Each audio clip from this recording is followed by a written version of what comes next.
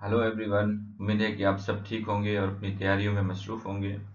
अगर आप इस लेक्चर को, इस क्लास को रेगुलर फॉलो कर रहे हैं तो आपको पता होगा कि एक सीरियस किस्म की क्लास है और इस क्लास में डेली बेसिस का जो डाउन एडिटोरियल होता है उसका इम्पोर्टेंट ऑर्डर एडिटोरियल सेलेक्ट करके इनिशियली उसकी वोकेबलरी को डिस्कस किया जाता है विद मीनिंग एंड सेंटेंसेस, और इसकी उर्दू मीनिंग प्रोवाइड की जाती है।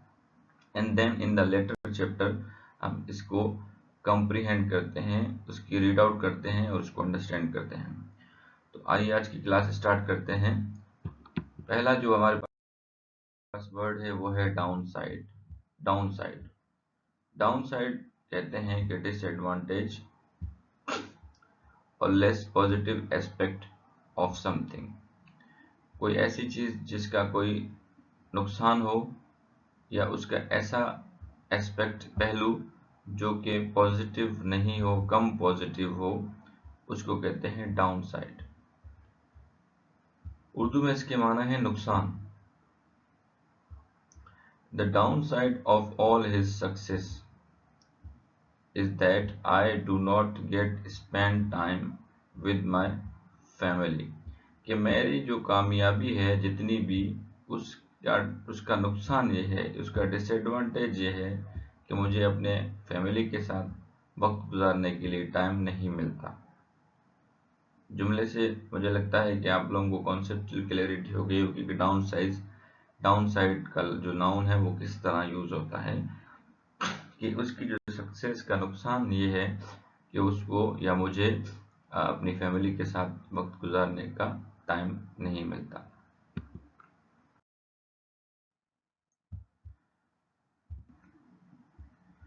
Fragile fragile, weak and uncertain, easy to destroy और हार्म। फ्रेजाइल कहते हैं कोई चीज़ जो कमज़ोर है या कोई ऐसी चीज़ जो गैर यकीनी है या ऐसी चीज़ जिसको आसानी से तोड़ा जा सके या नुकसान पहुंचाया जा सके, उसको कहते हैं फ्रेजाइल। अच्छा देखिए, फ्रेजाइल को जो है ना बेसिकली जो यूज़ होता है वो नॉर्मली उन चीज़ों के बारे में यूज़ होता है अगर जो उसका फिजिकली भी बंदा फ्रेजाइल हो सकता है, बट नॉर्मली जो है आइडियाज़ या इमोशनल या थिंकिंग में जो कमज़ोरी होती है उसको फ्रेजाइल कहते हैं। जैसे मिसाल के तौर पर आप देखें कि the economy remains extremely fragile. अब यहाँ पर इकोनॉमी को जो है बताया गया कि इकोनॉमी, मईशत जो है वो हर वक्त कमज़ोर रहती है। ये हर वक्त गैर यकीनी की सूरत हाल में रहती है कि किसी भी वक्त जो है मईशत को ख़तरा हो सकता है या वो डिफ़ॉल्ट की तरफ जा सकती है। तो यहाँ पर इकोनॉमी के लिए फ्रेजाइल का लफ्ज़ यूज़ है। अब हम इकोनॉमी को कमज़ोर तो नहीं कर सकते, उसको उस तरह कमज़ोर कर सकते हैं या उसको तबाह तो नहीं कर सकते फिजिकली, तो या उसको हम नुकसान तो नहीं पहुंचा सकते फिजिकली, बट उसको अदर वे जो इकोनॉमी के अपने जो इंडिकेटर्स हैं जिससे उनको नुकसान पहुंच सकता है, उस कॉन्टेक्स्ट में ये फ्रेजाइल है। नाजुक और कमज़ोर।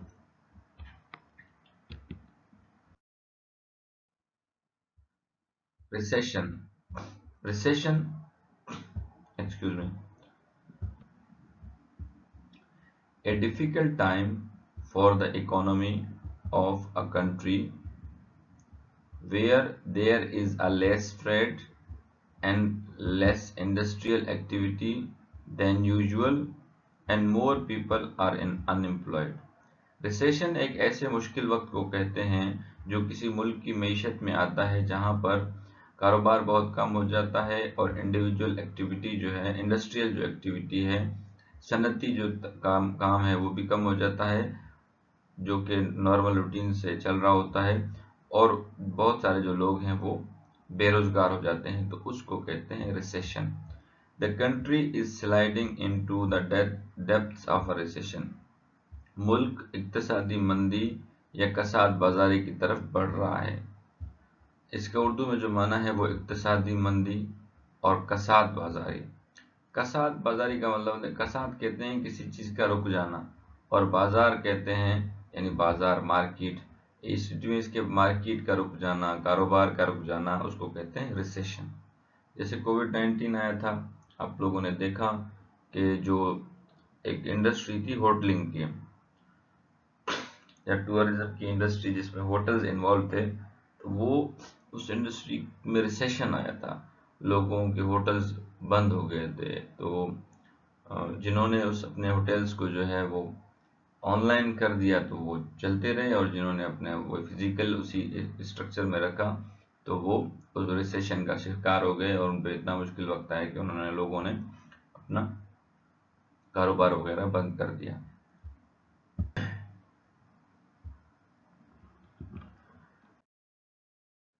Ramification, one of a number of complicated and unexpected results that follow an action or decision। Ramification ऐसे होता है कि आपने एक काम किया है, एक एक्शन लिया है या कोई फैसला लिया है, उस फैसले के नतीजे में एक या एक से ज़्यादा पेचीदा किस्म के या ऐसे गैर मुतवक्के नताइज मौसूल हों जो आपको लगता था कि यार ये नहीं होना चाहिए था, लेकिन वो उस काम के नतीजे में हुए, उसको कहते हैं रेमिफिकेशन। बेसिकली ये कॉन्सिक्वेंसेस के माना में भी होता है। कॉन्सिक्वेंस भी होता है कि जब आप कोई काम करते हैं, एक्शन करते हैं, देन आपको उसका रिजल्ट भुगतना पड़ता है। ये नेगेटिव कोनोटेशन का वर्ड है। These changes are bound to have widespread social ramification। मिसाल के तौर पर पॉलिसी के अंदर कोई चेंज लाया गया है, तो वो चेंज जो है वो चेंजेस बायस बनेंगे एक सोशल असरात के, इसके बहुत बड़े समाजी असरात होंगे, यानी इस एक्शन के माशरे पे बहुत ज़्यादा असरात होंगे। तो इसका उर्दू में जो माना है वो है असरात। सिनोनिम्स है कॉम्प्लिकेशन, पेचीदगी, यानी ऐसी कोई पेचीदगी या ऐसा काम जिसको हम सुधार ना सकते हो या जिसको सुधारना थोड़ा सा मुश्किल हो।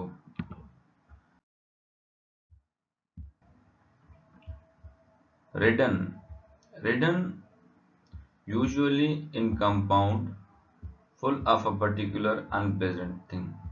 जो रिडन का एडजेक्टिव है वो कह रहा है कि नॉर्मली कंपाउंड में इस्तेमाल होता है। कंपाउंड में देखिए नीचे कंपाउंड दिया हुआ है, डेट रिडन, यानी उसके साथ कोई ना कोई नाउन आ रहा होता है या कोई चीज जुड़ी हुई होती है, ठीक है। तो अकेला रिटर्न सिर्फ और सिर्फ नहीं आता, आता है लेकिन ज्यादातर जो है वो कंपाउंड में आता है। Full of a particular unpleasant thing. अब डेट रिडन कंट्री यानी एक ऐसा मुल्क जो कर्जे से, जो बहुत ज्यादा कर्जदार है, यानी अगर कोई मुल्क बहुत ज्यादा कर्जदार है तो हम उसको कहेंगे date ridden country.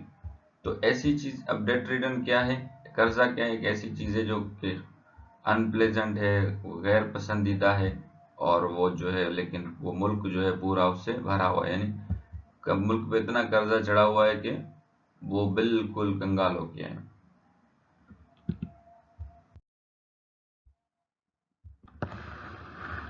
Vulnerability, vulnerability, the fact of being weak and easily hurt physically or emotionally। Vulnerability और फ्रेजिलिटी एक ही तकरीबन चीज होती है। फ्रेजाइल हमने पीछे लफ्ज पढ़ा था, उसका जो नाउन फॉर्म होता है फ्रेजिलिटी। तो यहाँ पे वल्नरेबिलिटी, वल्नरेबल वर्ब है, इसका नाउन होता है वल्नरेबिलिटी, कि आप जो हैं कमज़ोर हैं या आपको आसानी से नुकसान पहुंचाया जा सकता है फिजिकली और इमोशनली। जैसे कि the vulnerability of newborn babies to disease. अब बीमारी तो सबको लगती है, लेकिन जो बच्चे होते हैं, छोटे बच्चे, वो बहुत ज़्यादा क्या हैं, वीक हैं, या उनको आसानी से वो बीमारी लग सकती है। They are vulnerable to that disease. वो या इमोशनली जो है बच्चे ज़्यादा वल्नरेबल होते हैं, उनकी वल्नरेबिलिटी होती है कि उनको इमोशनली हर्ट किया जाए। इसका उर्दू में माना है कमज़ोरी, चाहे वो इमोशनल वीकनेस हो, कमज़ोरी हो, या फिजिकल वीकनेस हो।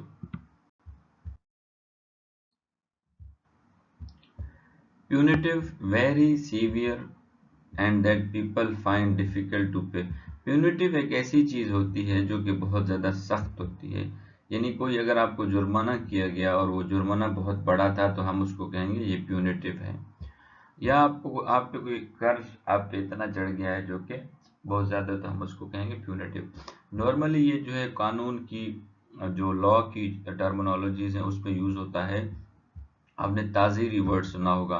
ताज़ीरी उर्दू में कहते हैं सज़ा से मुतल्लिक। फॉर एग्जांपल अगर कोई चोरी करता है तो उस चोर के लिए क्या ताज़ीर है, यानी उस चोर के लिए क्या कानून में कौन सी सज़ा है, तो प्यूनिटिव कहते हैं ताज़ीरी को। These they could impose punitive tariff, वो यानी कि गवर्नमेंट लागू कर सकती है सख्त किस्म के या बड़े लेवल पे या ऐसे बड़े टैरिफ जिसको अदा करना मुश्किल हो, of up to 100% on imports. Imports पे वो 100% जो है वो टैरिफ लगा सकती है, जो कि प्यूनिटिव टैरिफ्स हैं। ऐसे टैरिफ्स हैं जो कि मुश्किल हैं अदा करना। अब जाहिर सी बात है किसी पे 100% टैरिफ लगा दें तो वो बंदा कहाँ से 100% टैरिफ दे सकेगा, तो हम उस टैरिफ को क्या कह सकते हैं प्यूनिटिव टैरिफ, यानी वो बहुत ज़्यादा सख्त है या उसको जो है पे करना मुश्किल है।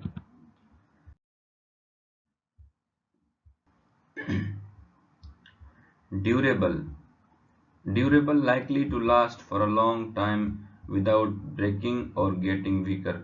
अगर कोई चीज़ ड्यूरेबल है, अगर आपका चश्मा बहुत देर तक चल रहा है या आपने मोटरसाइकिल गाड़ी ली हुई है, वो बड़े लंबे अरसे तक चल रही है और वो ख़राब नहीं हुई, ठीक है, या आपने कोई मोबाइल लिया हो और वो बड़े लंबे अरसे तक चल रहा है, ठीक है, या आपने कोई तरक्की की है और वो लंबे अरसे तक तरक्की चल रही है, तो उसको कहते हैं ड्यूरेबल, जो कि आसानी से ख़त्म ना हो सके और आसानी से कमज़ोर न पड़ सके।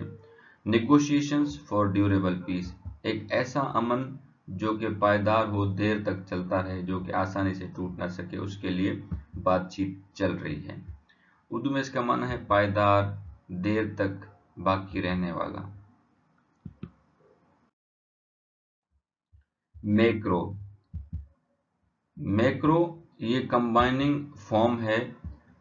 नॉर्मली ये नाउन्स में, ऑब्जेक्टिव्स में और एडवर्ब्स के साथ लगता है। इसका मतलब है लार्ज और ऑन अ लार्ज स्केल। अगर मैक्रो का हम कंबाइनिंग फॉर्म लगाएंगे नाउन के साथ तो वो होगा बड़े पैमाने पे। जैसे यहाँ पर एक नाउन लिखा हुआ है इकोनॉमिक्स, तो उसके साथ लिखा हुआ है मैक्रो इकोनॉमिक्स, यानी ऐसी मईशत जो कि बड़े स्केल पे है, बड़े पैमाने पे है। और इसका अपोजिट है माइक्रो। उर्दू में इसका माना है बड़ा, बड़े पैमाने पर।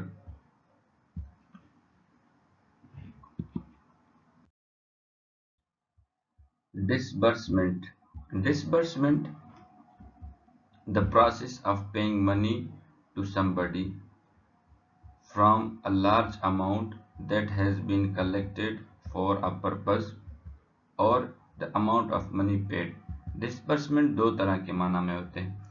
एक डिस्बर्समेंट वो होती है कि लोगों को पैसे देने का अमल कि किसी बड़े अमाउंट में से जो कि कलेक्ट किया गया था किसी खास मकसद के लिए। मिसाल के तौर पर ज़कात के लिए जी पैसे इकट्ठे किए गए थे, ठीक है, तो उन ज़कात को हम अगर लोगों को दे देंगे तो वो हम कहेंगे कि it is a disbursement of money, यानी वो प्रोसेस हम कर रहे हैं लोगों के लिए, वो कलेक्ट किए गए थे, हमने लोगों में बांट दिए। या an amount of money paid, अगर कोई पैसे अदा किए गए हैं उसको भी कहते हैं डिसबर्समेंट। मिसाल के तौर पर अगर कर्ज अदा किया गया है तो हम कह सकते हैं कि ये डिसबर्समेंट ऑफ डेट है या डिसबर्समेंट ऑफ फंड्स है।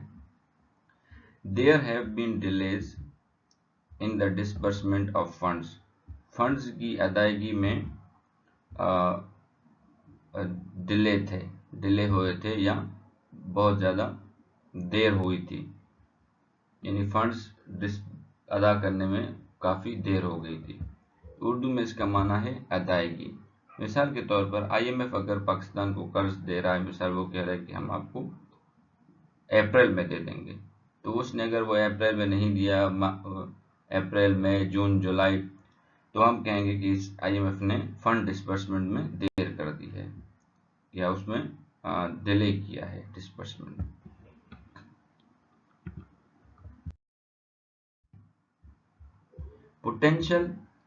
Potential that can develop into something or be developed in future. Potential किसको कहते हैं, देखें, पोटेंशियल एक ऐसी चीज होती है जो कि किसी चीज में तब्दील हो जाए। मिसाल के तौर पर मैं कहता हूं कि आपके अंदर पोटेंशियल है कि आप CSS का या PMS का या 17 स्केल का या कोई भी असिस्टेंट लेवल का पेपर निकाल सकते हैं, पास कर सकते हैं। अब वो पोटेंशियल का मतलब है कि आप मेहनत करके वो स्किल्स डेवलप कर सकते हैं, जो या आप मुस्तकबिल में यानी थोड़ा सा टाइम लगा के आपके अंदर जो खामियां हैं आप उसको कवर करके आप उसको वो कर सकते हैं, ओवरकम करके आप उस सक्सेस को हासिल कर सकते हैं। तो ये पोटेंशियल है। द पोटेंशियल इम्पैक्ट एक ऐसा असर जो कि बड़ा है या जो कि फ्यूचर में बड़ा हो सकता है of the latest surge in oil price. अभी देखिए मिसाल के तौर पर ऑयल प्राइसेस जो थी या पेट्रोल की ये कीमतें जो थी वो आज बढ़ी हैं। मिसाल के तौर पर 5 रुपए। अब आज कीमतें बढ़ी हैं पेट्रोल की 5 रुपए, फिर किराए बढ़ जाएंगे, किरायों से फिर सब्जियों की कीमतें बढ़ जाएंगी, यानी हर वो चीज जो ट्रांसपोर्टेशन से लिंक है उसकी कीमत में इजाफा हो जाएगा। तो ये इम्पैक्ट जो है क्या है, पोटेंशियल है। ये फ्यूचर में जाके उसका असर डेवलप होगा, जो कि ऑयल प्राइसेस बढ़ी हैं उसका असर मुस्तकबिल में या आने वाले दिनों में नजर आएगा। तो यहाँ पर ये थोड़ा सा टाइपो मिस्टेक, इसको आप काट दीजिएगा।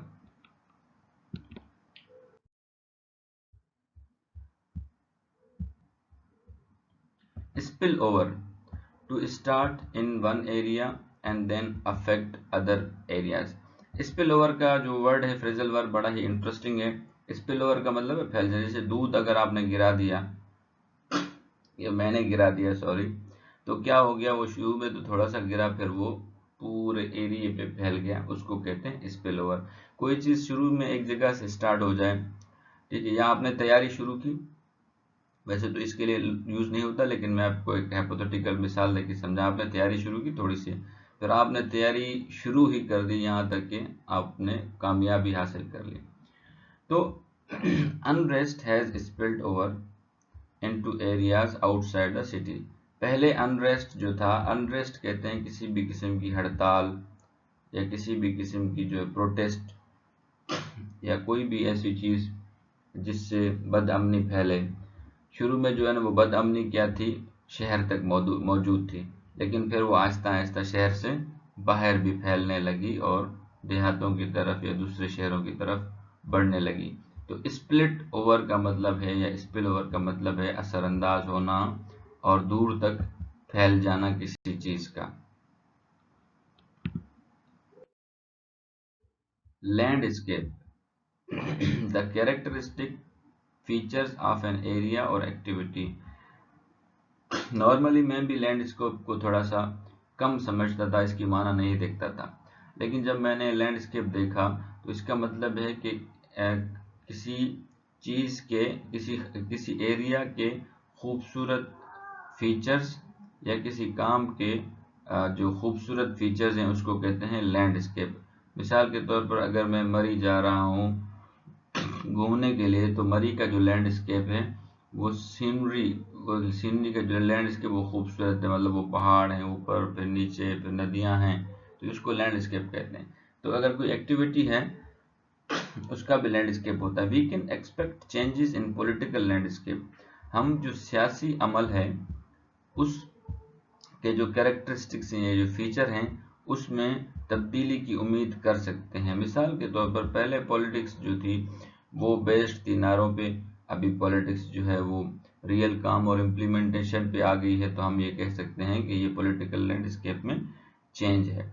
ठीक है, तो ये थी जी आज हमारे पास वोकैबुलरी। अब हम बढ़ते हैं अपने नेक्स्ट सेगमेंट की तरफ, और it is my humble request to all of you जो यहाँ तक पहुँच चुके हैं, कि अगर आप यहाँ तक पहुँचे हैं इस वीडियो के इस पार्ट तक, तो मैं आपको ये बताऊंगा कि आपने यहाँ से स्किप नहीं करना। क्यों?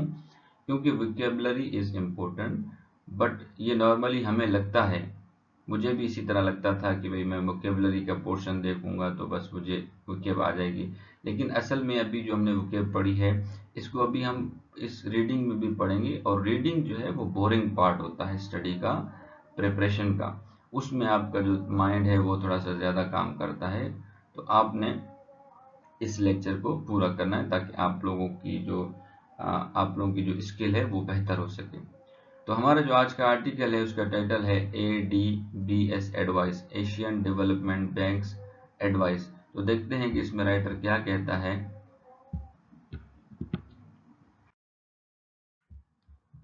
While the Trump administration trade war on China and the rest of the world having led to global economic uncertainty, the Asian Development Bank's advice for Pakistani policymakers to stick to the reforms agenda agreed with the IMF comes at the right time।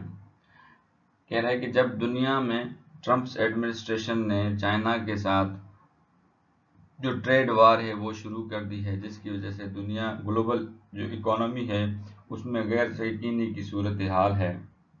इस मौके पर Asian development bank का जो मशवरा है पाकिस्तान के policy makers के लिए, वो मशवरा ये है कि आप अपने रिफॉर्म्स एजेंडा के साथ चिमटे रहें या उसको फॉलो करें। वो रिफॉर्म एजेंडा जो कि IMF के साथ तय किया गया था, ये एक अच्छी टाइम पे आया है, यानी ये सजेशन एक अच्छी टाइम पे, अच्छे वक्त पे आई है। Reminding our policy makers of the several downside risk to the country's hard won but fragile economic recovery. कह रहे ये जो एडवाइस है एशियन डेवलपमेंट बैंक की, वो हमारे पॉलिसी मेकर्स को याद दिलाता है उन बड़े नुकसानात की तरफ जो कि हमारी कंट्री को जो लाहिक हैं। हमारी कंट्री की जो इकोनॉमी जो कि बड़ी मुश्किल से सेट हुई है, लेकिन अभी भी वो कमज़ोर है, इकोनॉमिक रिकवरी उसको बड़े नुकसानात लाहिक हैं, उसकी तरफ ये एडवाइस जो है उनको पॉलिसी मेकर्स को याद दहानी करवाती है। इसमें दो वर्ड हैं, डाउन साइड और फ्रेजाइल। डाउन साइड हमने पढ़ा था कि किसी चीज़ के डिसएडवांटेज और लेस पॉजिटिव एस्पेक्ट्स यानी नुकसानात, और फ्रेजाइल हमने पढ़ा था कि कोई वीक और अनसर्टेन जो सिचुएशन होती है जिसको आप इजीली जो है हर्ट कर सकें, उसको कहते हैं फ्रेजाइल। तो यहाँ पर फ्रेजाइल इकोनॉमिक रिकवरी, यानी हमने जो इकोनॉमिक रिकवरी की है, हमारी मईशत ने जो संभली है वो अभी इतना नहीं संभली कि वो किसी बड़े झटके को संभाल सके, लेकिन यानी उसको बड़े झटके से नुकसान भी हो सकता है। द लेंडर यानी IMF has projected that national economy will expand at the much slower pace of 2.5% during this fiscal year compared to the average South Asian growth rate of 6%।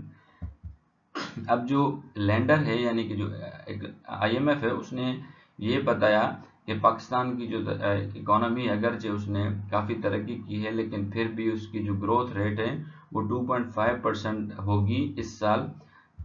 अगर हम उसको कंपेयर करें साउथ एशियन के जो मुल्क हैं उसके रेट से, तो वो 6% है। अब 6% रेट से हम दूसरे ममालिक तरक्की कर रहे हैं और हमारा जो है 2.5% रेट है। तो अब अभी तक यानी कि हम लोग पूरी तरह रिकवर नहीं हुए। अगर हमारा 6% रेट होता तो हम फिर कह सकते हैं कि जी हम दूसरे फैसले ले सकते हैं। However how Donald Trump's trade war will impact these growth estimates if protectionist US policy push the global economy towards recession is anybody's guess। कह रहे हैं कि जो डोनाल्ड ट्रंप की जो ये ट्रेड वॉर है यानी जो इकोनॉमिक जंग है, वो किस तरह जो है इस ग्रोथ एस्टिमेट जैसे कि 2.5% एक ग्रोथ एस्टिमेट था, वो किस तरह असरअंदाज कर सकता है अगर यूएस की जो प्रोटेक्शनिस्ट पॉलिसीज यानी जिसमें यूएस अपने आप को बचा रहा है, अगर उसने ग्लोबल इकोनॉमी को, ग्लोबल मईशत को रिसेशन यानी इक्तसादी मंदी या कसाद बाजारी की तरफ धकेल दिया, ये कोई भी नहीं अंदाज़ा कर सकता। रिसेशन का वर्ड हमने पढ़ा था। रिसेशन का मतलब था कि ऐसा डिफ़िकल्ट टाइम किसी मुल्क की मईशत में जहाँ पर कारोबार और इंडस्ट्रियल एक्टिविटी कम हो जाती है और जहाँ पर लोग जो हैं बहुत ज़्यादा बेरोजगार हो जाते हैं, उसको कहते हैं recession. The report has not taken into account the ramifications of the insanely high American reciprocal import levies in its projection। कह रहे जो रिपोर्ट पब्लिश हुई है उसने उन नतीजों को या उन असरात को का जायजा नहीं लिया जो कि अमेरिका का जो रेसिप्रोकल इंपोर्ट लेवीज का जो फैसला है उसका क्या असर होगा हमारी मईशत पे, उसको उन्होंने अभी तक कंसीडर नहीं किया।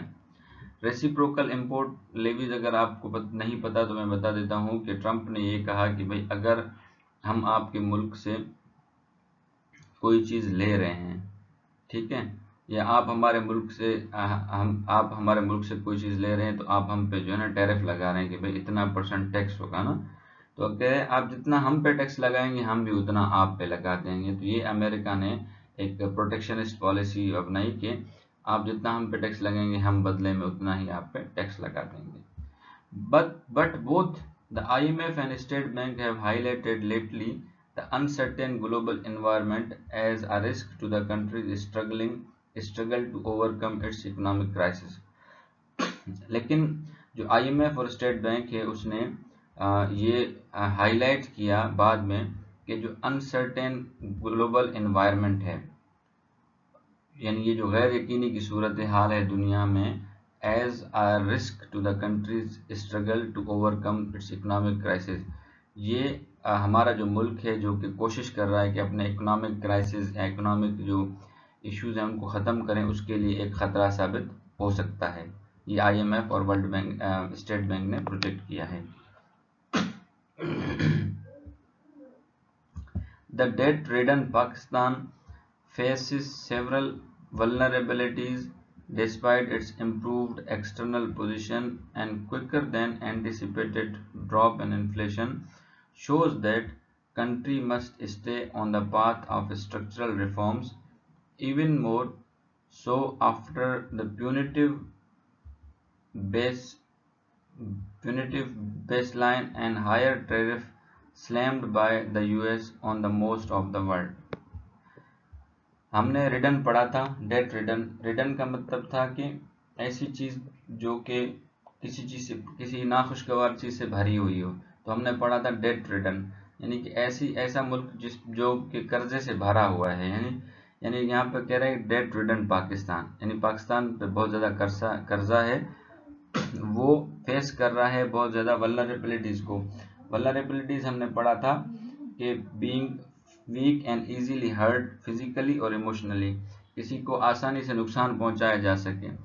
तो कह रहे पाकिस्तान जिस पे बहुत ज्यादा कर्जा है वो फेस कर रहा है बहुत ज्यादा कमजोरियां, यानी उसको और भी बहुत ज्यादा कमजोरियां हैं मायशी हवाले से, अगरचे डिस्पाइट उससे कि उसने इम्प्रूव की अपनी external position, quicker than anticipated drop in inflation, अपनी क्विकर मैंने बाज़ाहिर ऐसे लग रहा है कि पाकिस्तान ने जो है वो अपनी इकोनॉमी को संभाल लिया है, लेकिन अभी भी काफ़ी चैलेंजेस और वल्नरेबिलिटीज़ हैं और बहुत ज़्यादा जल्दी से इन्फ्लेशन में जो महंगाई है उसमें कमी नज़र आई है कंट्री में। तो ये इस चीज़ के इस तरफ इशारा है कि पाकिस्तान जो है स्ट्रक्चरल रिफॉर्म्स के एजेंडे के साथ या रास्ते पे चलता रहे, even more so for punitive baseline, और जो कि अब तक जो बहुत ज़्यादा सख्त किस्म के या ताज़ीराती बेसलाइन और बड़े टैरिफ जो लगाए गए हैं US की तरफ से दुनिया के ऊपर। कह रहे हैं कि दुनिया की जाहिर सी बात है अमेरिका अगर कोई फैसला लेगा तो उसके असरात तो पूरी दुनिया पे होंगे। अब पाकिस्तान जो है अपनी मीशत को संभालने के लिए काफ़ी कोशिश कर रहा था, तो अचानक ये एक इंटरनेशनल इश्यू आ गया इकोनॉमी का कि रेसिप्रोकल टैरिफ हो गया। अब रेसिप्रोकल टैरिफ होगा तो जाहिर सी बात है हम जो चीज़ें बेचेंगे, पहले हमें जो मुनाफा मिल रहा था तो अभी वो मुनाफा कम पड़ सकता है, या इवन भी ऐसा भी हो कि हमें नुकसान हो, क्योंकि डॉलर के बदले में रुपये की तो वैल्यू जो है वो बहुत अभी कम है। तो इस हिसाब से ये राइटर कह रहा है कि पाकिस्तान को स्ट्रक्चरल रिफॉर्म्स के साथ चिपटे रहना चाहिए, यानी वो अपने रिफॉर्म्स के एजेंडे पे काम करें। वो जो इंटरनेशनल इशू है उसको नेगोशिएशंस और दूसरी चीज़ों के जरिए से हल किया जा सकता है। In its latest Asian Development Outlook report, the lender noted that recovery requires policy consistency and reforms implementation to sustain it, build resilience and enable durable growth. अब यहाँ से जी आप लोगों के लिए इम्पोर्टेंट मशवरे शुरू हो रहे हैं जो कि आप लोगों के लिए बहुत ज़्यादा अहमियत के हामिल हैं। पहले इशू डिस्कस हुआ, अब सजेशंस की तरफ आ रहे हैं। कह रहा है कि एशियन डेवलपमेंट ने अपनी आउटलुक रिपोर्ट में ये बताया कि रिकवरी जो है उसके लिए ज़रूरी है कि पॉलिसी कंसिस्टेंट हो, यानी पॉलिसी एक जैसी हो और उस पर अमल होता रहे, एंड रिफॉर्म इम्प्लीमेंटेशन, और जो रिफॉर्म्स लाई हैं उसको अमल दरामद किया जाए ताकि उस पॉलिसी को सस्टेन किया जा सके। ये दो सजेशन हो गए, पहली पॉलिसी कंसिस्टेंसी और फिर रिफॉर्म्स इम्प्लीमेंटेशन। तीसरी है build resilience and enable durable growth. Resilience का मतलब है कि अगर इस तरह के झटके आते हैं, फैसले आते हैं, तो उसके लिए हमारे पास जो है हमारे अंदर रेजिलियंस हो, हम उसको बर्दाश्त करें और ऐसी ग्रोथ या ऐसी हम लोग तरक्की करें जो कि ड्यूरेबल हो, बड़े देर पा चलती रहे। ये तीसरी सजेशन है। मैक्रो इम्प्रूवमेंट्स, बड़े पैमाने पे जो बेहतरी है, it wants must not lead to relaxation of policies and deviation from reforms path. ये हमें तंबीह करती है कि हम लोग रिलैक्स ना हो जाएं, यानी पॉलिसीज में रिलैक्सेशन छूट ना दे दें और हमारा जो रिफॉर्म्स का रास्ता है हम उससे भटक ना जाएं, which could potentially trigger new balance of payments pressure, जिससे नया बैलेंस ऑफ पेमेंट का इशू हो सकता है, and jeopardise our hard earn stability and disbursement from multilateral and bilateral payments. और हमने जो पैसे लिए हैं मल्टीलेटरल और बायलेटरल जो लेंडर्स हैं उनकी जो पेमेंट्स हैं वो खतरे में पड़ सकती हैं। The potential negative impact of the Trump's tariff on the global economy will likely spill over into Pakistan too. कह रहे हैं कि जो ट्रम्प ने टैरिफ्स लगाए हैं दुनिया ग्लोबल इकोनॉमी पे, वो जाहिर सी बात है वो सिर्फ ट्रम्प वहां तक तो नहीं रहेंगे, वो पूरे पाकिस्तान में भी फैल सकते हैं, यानी वो उसका असर पूरे पाकिस्तान में भी आएगा। Specially if tariff war between US and China does not and soon. अगर वो कह रहा है कि अगर यूएस और चाइना के दरमियान ये टैरिफ वार ख़त्म नहीं हुई ये जंग, तो उसका असर पाकिस्तान पे बहुत बुरा पड़ सकता है।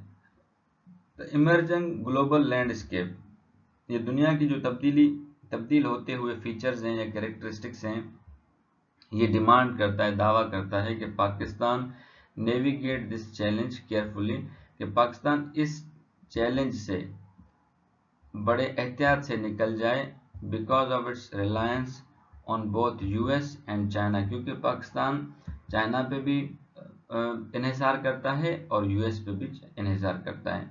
तो यहाँ पे राइटर ये कहना चाह रहे हैं कि अगर पाकिस्तान ने किसी एक की तरफ झुकाव दिखाया तो उसकी तरक्की या उसकी माशी तरक्की खतरे में पड़ सकती है।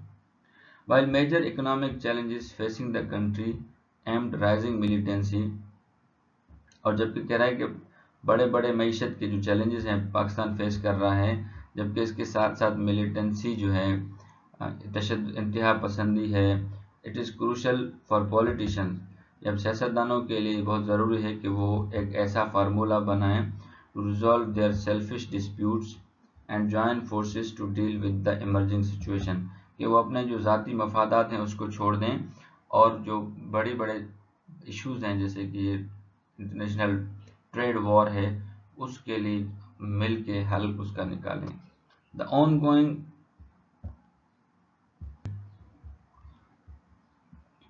economic slowdown has affected the average Pakistanis the most in recent years. ये जो इकोनॉमिक माइशत की जो मंदी थी उसने बहुत सारे पाकिस्तानी एवरेज पाकिस्तानियों पे बुरा असर डाला है इन सालों में। They deserve better days now, अब पाकिस्तानी जो हैं कुछ अच्छे दिन डिज़र्व करते हैं। तो आई होप आप लोगों को समझ आ रहा होगा। तो अब तक के लिए इतना ही। अपना और अपने इस चैनल का ख्याल रखें।